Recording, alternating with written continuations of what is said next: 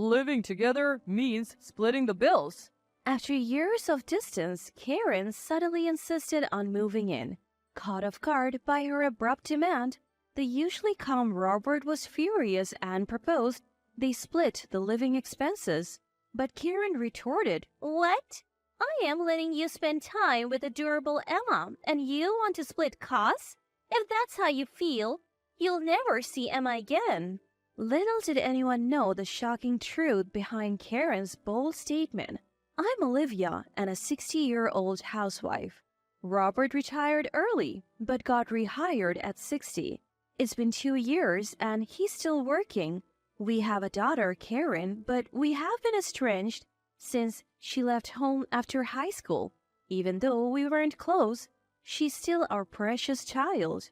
We always wondered about her well-being, but no news meant good news, and we were content with our peaceful retirement. Then, out of the blue, she reached out to announce her marriage. It was a surprise, but knowing someone was there to look after the self-centered Karen was reassuring. However, 5 years passed and we started drifting apart again. One day, Karen unexpectedly called. "You're 60 now, right, Mom? It must be tough, just the two of you." We're not that old yet. "But you're aging every day, right? So I decided to move in with you." "What?" "We're moving next week. See you then." She hung up before I could respond. I tried calling back, but her phone was off. I then tried reaching out to her husband, Thomas, but he didn't answer. Karen has always been stubborn and self-centered. She believed the world revolved around her.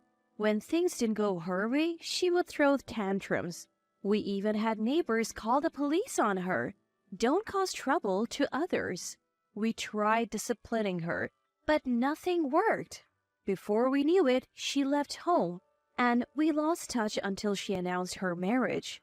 Since he wasn't a delinquent, he didn't know who to turn to for advice, and by the time he realized it, it was no longer possible to mend the distance between him and Karen had left the house. I didn't hear from her for several years until it was reported that she got married. We had no idea how she lived during those years.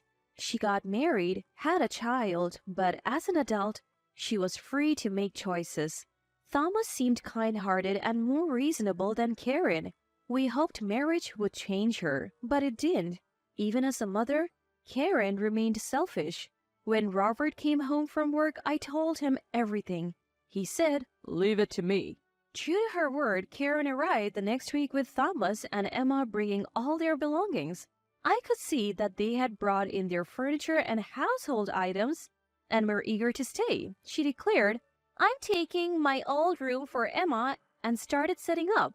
Emma seemed restless, and to make matters worse, Karen took over Robert's study.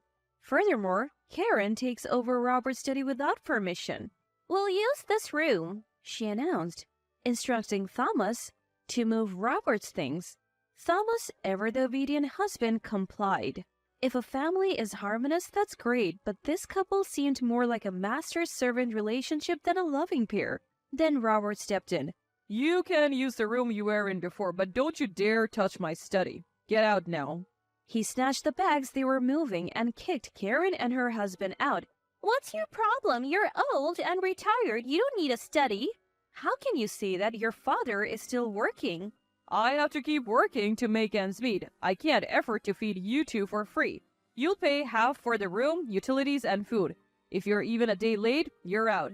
"Excuse me? We're offering to take care of you in your old age and you want us to pay? We should be charging you for our help." "I'm not so frail that I need a foolish daughter like you to take care of me.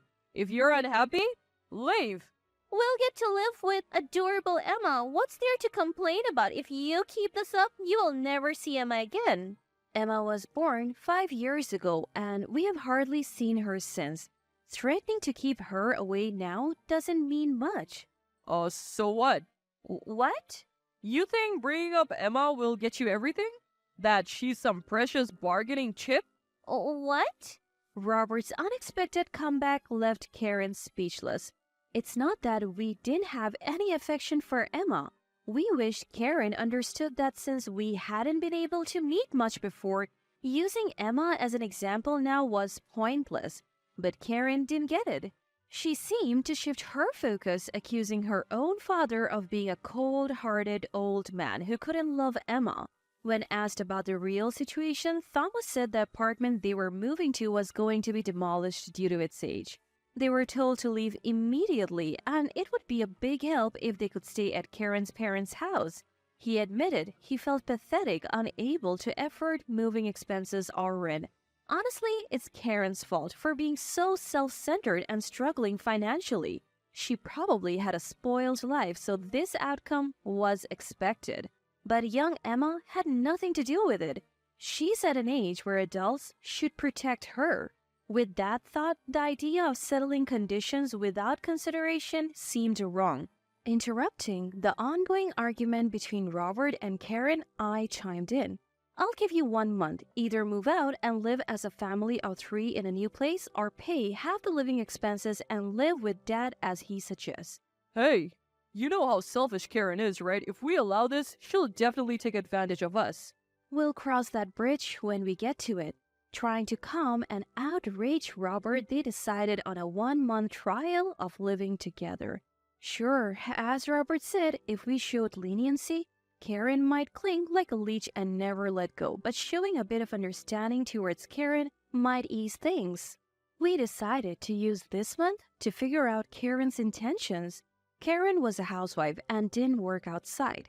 Thomas left the house at a fixed time every morning and returned at a set time. It turned out that, perhaps because Karen was a housewife, their 5-year-old grandchild had never been to a childcare center or preschool. When asked, Karen said, "It's a waste of money. Thomas doesn't earn much." But Thomas wasn't home on weekends. According to Karen, he was working a part-time night shift as a security guard. If you have time to laze around during the day, why not get a part-time job at the supermarket? I couldn't help but comment. You used to laze around at home watching Korean dramas. Why should I be the only one working? Karen snapped back. Thomas always seemed thin, but since they started living together, he seemed even thinner. Was this Karen's strategy?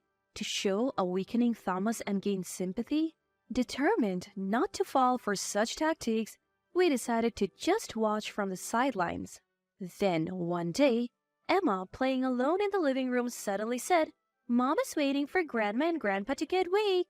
Confused, we asked, "What do you mean?" "Well, she wants them to go to a place called Heaven."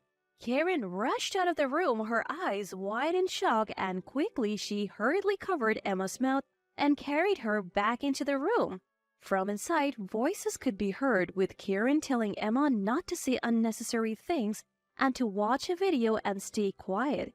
Emma seemed distracted by the promise of her favorite video. Karen emerged from the room acting as if nothing had happened. Kids say the darnest things. She probably picked up that line from TV or something. But would a child say something so specific without hearing it regularly? I don't think it's a word that comes out unless you hear it on a daily basis. I suspect Karen has been talking about our assets and how she can get her hands on them. Whether Thomas knows about it is unclear, but she seemed to discuss it openly in front of Emma. Enough with the lame excuses. Explain yourself. Come on, Mom. Don't look so scary. It's just something a kid said. Don't take it seriously. Well, just so you know, there's no inheritance waiting for you. Karen's expression changed at those words. Her eyes filled with resentment. Just then, Thomas came home. It was the weekend and he wasn't supposed to be back because of his night shift. His unexpected return clearly startled Karen. Thomas confronted her, spilling the contents of a thick envelope. What's the meaning of this? I picked up one of the scattered items from the floor. It was a photo of Karen looking intimate with another man. So while I'm working nights, you leave our child alone to go out? Thomas explained that when they left their previous apartment, he had said goodbye to the landlord. The landlord had mentioned how living with Karen's parents would be good for Emma, which puzzled him. He later found out that Emma had been left alone at very late hours. Initially, He thought it was a one-time thing, but after moving in with Karen's parents, he noticed she was often out during the day. Suspecting something, he hired a private investigator, resulting in the photos. You left Emma alone while I was out for my yoga classes? I attend yoga classes once a week for my health, and often go out for lunch and shopping afterward, returning home in the late afternoon. The thought of Emma being left alone without lunch was heart-wrenching. Missing one meal isn't a big deal. So while she was alone, you were dining on fancy French cuisine in a hotel? Thomas pressed her about the affair, and I confronted her about neglecting Emma for her lover. Then Thomas revealed a shocking truth. She's after your ass's mother-in-law. She plans to dump Emma on you and go on lavish trips with her lover. Karen retorted, "You traitor! Who do you think you married? Being with a boring, straight-laced guy like you is so dull. I need excitement in my life." According to Thomas's confession, Karen had passionately pursued their marriage. Aware of his own plainness, he tried his best to meet Karen's expectations. Whenever they were short on money, he took on part-time jobs.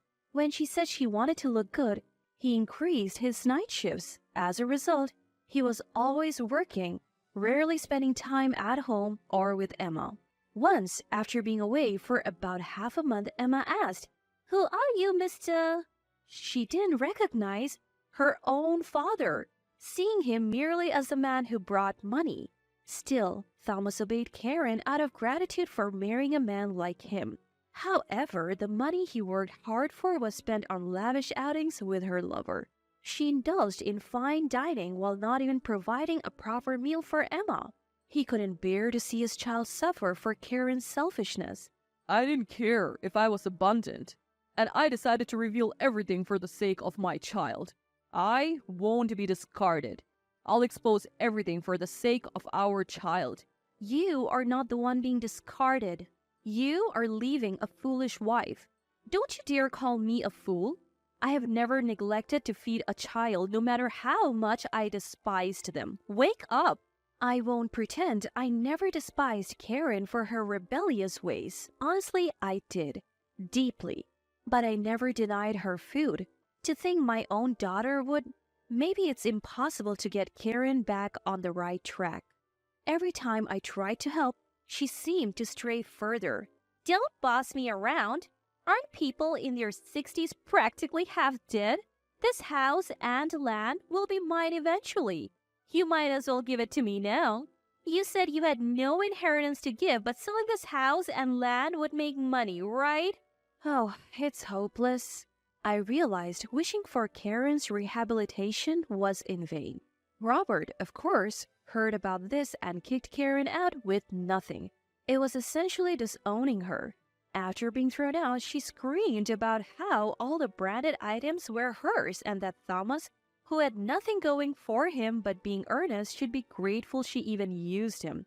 Thankfully, a neighbor reported her and she was taken away by the police. It turned out the branded items Karen claimed were all bought with money she made Thomas earn, which she used when meeting her lover. Thomas stood his ground, not giving in. He not only divorced Karen but also secured compensation and child support in the divorce settlement.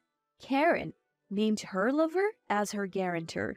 But he quickly rejected her. Apparently, he coldly told her never to show her face again.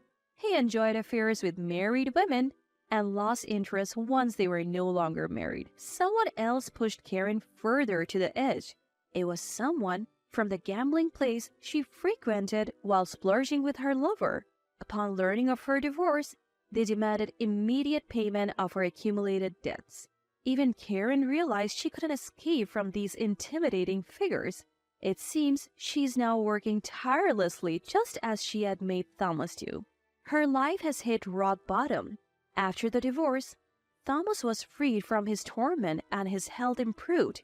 He transformed into a diligent and clean-cut father, passionate about parenting. He focused on his main job, prioritized time with Emma, and became a well-regarded father in the neighborhood. His relationship with Emma is great, and she often says she loves her dad. We as grandparents do our best to take care for Emma. and our relationship is strong. Robert is utterly smitten with Emma. Without her mother around, we want to ensure she never feels lonely and shower her with love. After getting rid of the selfish Karen, Emma started laughing more. Every time I hear Emma's laughter, I feel reassured that cutting ties with Karen was the right choice. Now, Karen is rarely a topic of conversation between us. All I wish for as a parent is for her to repay those she wronged and live a modest life. But deep down, Karen is still our child. I hope, while I'm still here, to reunite with a reformed Karen. A part of me still wishes for that.